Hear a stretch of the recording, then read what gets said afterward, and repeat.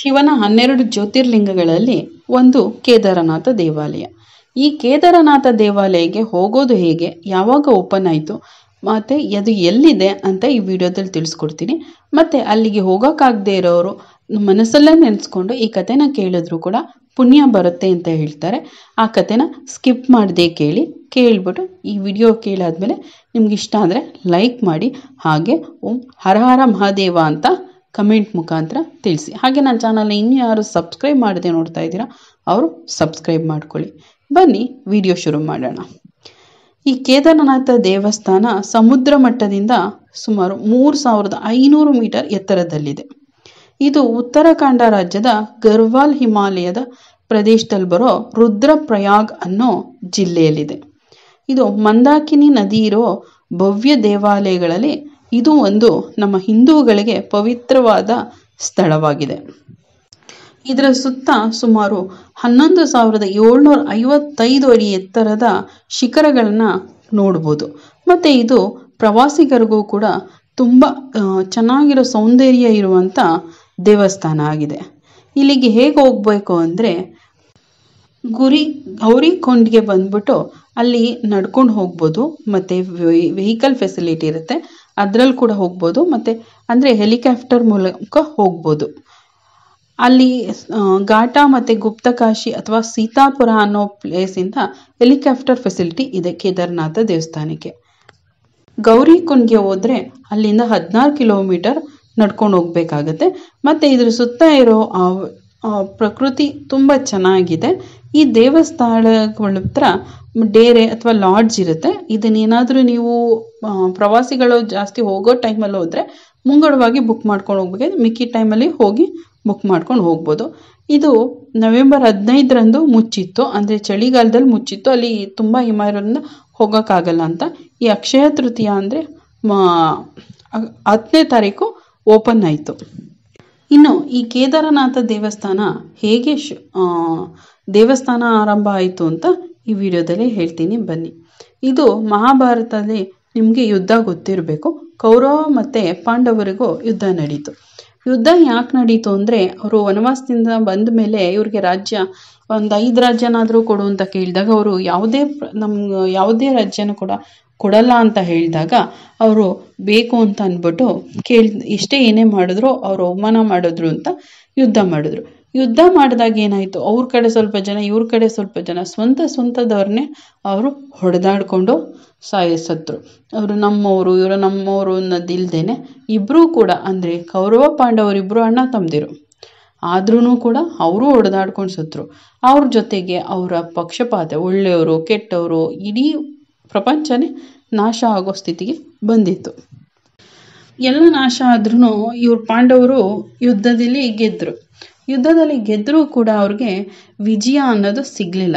ಯಾಕೆ ಅಂದರೆ ನಾವು ವಿಜಯ ಪಡೆಯೋದು ಯಾವಾಗ ಅಂದರೆ ನಾವು ಗೆದ್ದು ಅದನ್ನು ಸಂಭ್ರಮ ಆಚರಿಸೋದು ಯಾವಾಗ ಅಂದರೆ ನಾವು ಸರಿಯಾಗಿ ಗೆದ್ದರೆ, ಇವರು ಸರಿಯಾಗಿ ಗೆದ್ದಿದ್ರು ಆದರೂ ಕೂಡ ಅವ್ರಿಗೆ ಖುಷಿ ಅನ್ನೋದಾಗಲಿಲ್ಲ. ಎಲ್ಲರನ್ನೂ ಕಳ್ಕೊಂಡು ನಾವು ಖುಷಿ ಪಡೋದು ಅದು ಚೆನ್ನಾಗಿರಲ್ಲ. ಹಾಗಾಗಿ ಅವ್ರಿಗೆ ಪಾಪ ಪ್ರಜ್ಞೆ ಕಾಡೋಕ್ಕೆ ಶುರುವಾಯಿತು. ನಾವು ನಮ್ಮವ್ರನ್ನೇ ಕಳ್ಕೊಂಡ್ವಿ, ನಾವು ಮೋಸ ಮಾಡಿದ್ವೋ ಒಳ್ಳೇದೇ ಮಾಡಿದ್ವೋ, ಆದರೆ ಕೆಲವೊಂದು ಕಪಟಗಳನ್ನ ಮಾಡಲೇಬೇಕಾಯಿತು. ನಮ್ಮವ್ರ ಮೇಲೆ ಯುದ್ಧ ಮಾಡಿ ನಮ್ಮವ್ರನ್ನೇ ನಾವು ಸಾಯಿಸಲೇಬೇಕಾದ ಪರಿಸ್ಥಿತಿ ಬಂತು. ಎದುರುಗಡೆ ಯಾರು ಕಂಡ್ರೂ ಯುದ್ಧ ಮಾಡಿ ಸಾಯಿಸಿದ್ರು. ಹಾಗಾಗಿ ಅವ್ರಿಗೆ ನಾವು ಮಾಡಿದ್ದು ತಪ್ಪು ಅನ್ನೋ ಅರಿವಾಗಿ ನಾವೇನು ಮಾಡಬೇಕು ಅಂತ ಯೋಚನೆ ಮಾಡ್ತಿದ್ರು. ಆವಾಗ ಈ ಪಾಪಕರ್ಮಗಳನ್ನ ಕಳಿಬೇಕು ಅಂದರೆ ನಾವು ಶಿವನ ಮೊರೆ ಹೋಗಬೇಕು ಅಂತ ನಿಶ್ಚಯಿಸಿದ್ರು. ಇವರು ಶಿವನ ಕೇಳಬೇಕು ಅಂತ ಅಂದ್ಕೊಂಡಾಗ ಶಿವ ಎಲ್ಲ ಗೊತ್ತಿರುವಂಥವನು. ಅವನಿಗೆ ಗೊತ್ತಾಯಿತು ಇವರು ನನ್ನ ಹತ್ರ ಬಂದು ಕೇಳ್ತಾರೆ. ಈಗ ಅವನು ಬಂದು ಯಾರಾದರೂ ಕೇಳಿದ್ರೆ ಶಿವ ತಕ್ಷಣ ಕೊಡ್ತಾನೆ. ಆದರೆ ಅವನಿಗೆ ತಕ್ಷಣ ಕೊಡೋದಕ್ಕೆ ಇಷ್ಟ ಆಗಲಿಲ್ಲ. ನಾವೇನಾದರೂ ಪಡಿಬೇಕು ಅಂದರೆ ತಪಸ್ ಮಾಡಬೇಕು, ಧ್ಯಾನ ಮಾಡಬೇಕು, ಆ ಥರ ಇತ್ತು. ಇವರು ಬಂದು ಕೇಳಿದಾಗ ಅವನು ಕೊಡೋಕ್ಕೆ ಇಷ್ಟ ಆಗಲಿಲ್ಲ. ಯಾಕಪ್ಪ ಅಂದರೆ ಅಲ್ಲಿ ಸ್ವಲ್ಪ ಕೆಟ್ಟದ್ದು ಆಗಿತ್ತು. ಅಂದರೆ ನಮ್ಮವ್ರನ್ನೇ ಸಾಯಿಸಿದ್ರು, ಬ್ರಹ್ಮಹತ್ಯೆ ದೋಷ ಅನ್ನೋದೆಲ್ಲ ಬಂದಿತ್ತು. ಅದನ್ನೆಲ್ಲ ಅಷ್ಟು ಬೇಗ ಅವನಿಗೆ ವಿಮೋಚನೆಗೊಳಿಸೋಕ್ಕೆ ಇಷ್ಟ ಆಗಲಿಲ್ಲ. ಆದರೂ ಅದಕ್ಕೋಸ್ಕರ ಅವನೇನು ಮಾಡ್ದ, ಅವಸ್ಕೊಂಬಿಟ್ಟ. ಅಂದರೆ ಯಾರಿಗೂ ಕಾಣ್ದಂಗೆ ಅಜ್ಞಾತವಾಸಕ್ಕೆ ಹೊರಟೋದ. ನಂದಿ ಏನು ಮಾಡ್ದ, ಗೂಳಿ ರೂಪದಲ್ಲಿ ಬದಲಾದ. ಆ ಇದರಲ್ಲಿ ಅವನು ಶಿವನು ಕೂಡ ಅವಸ್ಕೊಂಬಿಟ್ಟ. ಇವರು ಪಾಂಡವರು ಏನು ಮಾಡಿದ್ರು, ಎಲ್ಲ ಕಡೆನೂ ಹುಡ್ಕೊಂಡು ಬಂದರು, ಇಡೀ ಕೈಲಾಸ ಹುಡುಕೊಂಡು ಬಂದರು. ಒಂದು ಪ್ರದೇಶನೂ ಬಿಡಲಿಲ್ಲ, ಎಲ್ಲ ಕಡೆನೂ ಹುಡುಕ್ತಾ ಇದ್ರು. ಶಿವ ಗೂಳಿ ರೂಪ ಆಗಿ ಅಂದರೆ ನಂದಿ ರೂಪ ಬದಲಾಯಿಸ್ಕೊಂಡು ಹಿಮಾಲಯದ ಗರ್ವಾಲ್ ಪ್ರದೇಶದಲ್ಲಿ ಅವಸ್ಕೊಂಡಿರ್ತಾನೆ.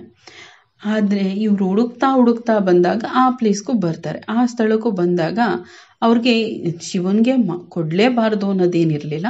ಆದರೂ ಇವ್ರನ್ನ ಪರೀಕ್ಷೆ ಮಾಡ್ದೇನೆ ಅಷ್ಟು ಸುಲಭವಾಗಿ ಯಾವುದೂ ಸಿಗಬಾರ್ದು, ಪಾಪ ವಿಮೋಚನೆ ಸುಲಭವಾಗಿ ಆಗಲ್ಲ, ಅದಕ್ಕೂ ಕಷ್ಟಪಡಲೇಬೇಕು ಅನ್ನೋದು ಇತ್ತು ಶಿವನಿಗೆ. ಹಾಗಾಗಿ ಅವನೇನು ಮಾಡ್ದ, ಅಲ್ಲಿ ನಂದಿ ರೂಪ ಬದಲಾಯಿಸ್ಕೊಂಡು ಅವಸ್ಕೊಂಡ. ಆದರೆ ಇದೇನಾಯಿತು, ಪಾಂಡವರಲ್ಲಿ ಎರಡನೇವನಾದ ಭೀಮ ಗೂಳಿನ ಕಂಡಿಡಿದ್ಬಿಟ್ಟ. ಗೂಳಿ ರೂಪದಲ್ಲಿಂದ ಶಿವನೇ ಗೂಳಿ ರೂಪ ಬದಲಾಯಿಸ್ಕೊಂಡಿದ್ದಾನೆ ಅಂತ ಕಂಡಿಡಿದು ಕೇಳಿದಾಗ ಇಲ್ಲ ಅಂತೇಳಿ ಶಿವ ನಿರಾಕರಿಸ್ಬಿಟ್ಟು ಅದು ಭೂಮಿ ಒಳಗಡೆ ಹೋಗೋದಕ್ಕೆ ಹೋಗ್ತಾನೆ. ಆದರೆ ಇವನೇನು ಮಾಡ್ತಾನೆ, ಭೀಮ ಬಲಶಾಲಿಯಾಗಿರ್ತಾನಲ್ಲ, ಅವನೇನು ಮಾಡ್ತಾನೆ, ಗೂಳಿ ಬಾಲ ಹಿಡ್ಕೊಂಡ್ಬಿಡ್ತಾನೆ. ಎಷ್ಟೇ ಪ್ರಯತ್ನ ಪಟ್ಟರೂ ಗೂಳಿ ನೆಲದಡಿ ಹೋಗೋಕ್ಕೆ ಆಗೋದೇ ಇಲ್ಲ. ಇವನು ತುಂಬ ಬಿಗಿಯಾಗಿ ಹಿಡಿಯೋಕೆ ಹೋಗ್ತಾ ಇರ್ತಾನೆ. ಆವಾಗ ಗೂಳಿ ಭಾಗ ಎಲ್ಲ ಪೂರ್ತಿಯಾಗಿ ಹಿಡ್ಕೊಂಡ್ಬಿಡ್ತಾನೆ ಭೀಮ. ಅವನು ಭೀಮ ಹಿಡ್ಕೊಂಡಾಗ ಗೂಳಿ ರೂಪದಲ್ಲಿದ್ದ ಶಿವನ ದೇಹ ಛಿದ್ರ ಆಗ್ಬಿಡ್ತದೆ. ಅದು ಹಿಮಾಲಯದ 5 ಪ್ಲೇಸ್ಗಳಲ್ಲಿ ಬೀಳುತ್ತೆ.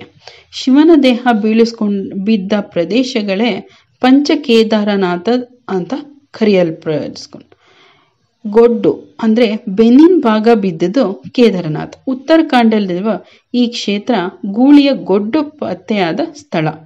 ಇದು ಹಿಂದೂಗಳ ಅತ್ಯಂತ ಪವಿತ್ರ ಸ್ಥಳವಾಗಿದೆ. ಇದು ಚಾರ್ಧಾಮ್ ಯಾತ್ರೆಯ ಒಂದು ಭಾಗ. ಇನ್ನು ಎರಡನೇದು ತುಂಗಾನಾಥ. ಇಲ್ಲಿ ಶಿವನ ಬಾಹುಗಳು ಅಂದರೆ ಶಿವನ ತೋಳುಗಳು ಬಿದ್ದಿದ್ದ ಪ್ರದೇಶ. ಇದು ವಿಶ್ವದ ಅತಿ ಎತ್ತರದ ಶಿವನ ದೇವಸ್ಥಾನ. ಇನ್ನು ಮೂರನೇದು ರುದ್ರನಾಥ. ಇದು ಶಿವನ ಮುಖ ಕಾಣಿಸ್ಕೊಂಡ ಸ್ಥಳ. ಶಿವನನ್ನ ನೀಲಕಂಠ ಮಹಾದೇವ ಅಂತ ಪೂಜಿಸೋ ನೈಸರ್ಗಿಕ ಕಲ್ಲಿನ ದೇವಾಲಯ ಇಲ್ಲಿದೆ. ಇನ್ನು 4ನೇದು ಮಧ್ಯ ಮಹೇಶ್ವರ. ಇದು ಶಿವನ ಹೊಕ್ಕಳು ಹೊರಹೊಮ್ಮಿದ ಸ್ಥಳ. ಇದು ತುಂಬ ಪ್ರಶಾಂತವಾದ ಸೌಂದರ್ಯಕ್ಕೆ ಹೆಸರುವಾಸಿಯಾದ ಸ್ಥಳ ಆಗಿದೆ. ಇದು ಶಿವನ ಮಧ್ಯದ ಭಾಗವನ್ನು ಲಿಂಗ ರೂಪದಲ್ಲಿ ಪ್ರತಿನಿಧಿಸುತ್ತೆ. ಇನ್ನು 5ನೇದು ಕಲ್ಲೇಶ್ವರ ಅಂದರೆ ಶಿವನ ಜಟ. ಶಿವನಿಗೆ ಕೂದಲು ಎಷ್ಟುದ್ದ ಇತ್ತು ಅಂತ ನಾವು ನೋಡಿದ್ದೀವಿ. ಆ ಕೂದಲು ಕೂಡ ಬಿದ್ದಿದ್ದು ಕಲ್ಲೇಶ್ವರದಲ್ಲಿ ಕಾಣಿಸ್ತು. ಇದು ಶಿವನಿಗೆ ಸಮರ್ಪಿತವಾದ ಗುಹೆಯ ದೇವಾಲಯ ಅಂತ ಹೆಸರುವಾಸಿಯಾಗಿದೆ. ಇದು ಉತ್ತರಾಖಂಡದಲ್ಲೇ ಇದೆ. ಇದಿಷ್ಟು ಕೇದಾರನಾಥದ ಬಗ್ಗೆ ಒಂದಿಷ್ಟು ಮಾಹಿತಿ. ಈ ವಿಡಿಯೋ ಇಷ್ಟ ಆಗಿದೆ ಅಂತ ಭಾವಿಸ್ತೀನಿ. ಇಷ್ಟ ಆಗಿದ್ರೆ ವಿಡಿಯೋಗೆ ಒಂದು ಲೈಕ್ ಮಾಡಿ, ಹಾಗೆ ಹರ ಹರ ಮಹಾದೇವ ಅಂತ ಕಮೆಂಟ್ ಮಾಡಿ. ಹಾಗೆ ನನ್ನ ಚಾನಲ್ನ ಇನ್ನೂ ಯಾರು ಸಬ್ಸ್ಕ್ರೈಬ್ ಮಾಡದೆ ನೋಡ್ತಾ ಇದ್ದೀರೋ ಅವರು ಸಬ್ಸ್ಕ್ರೈಬ್ ಮಾಡ್ಕೊಳ್ಳಿ. ಕೇಳಿದ್ದಕ್ಕಾಗಿ ಧನ್ಯವಾದಗಳು.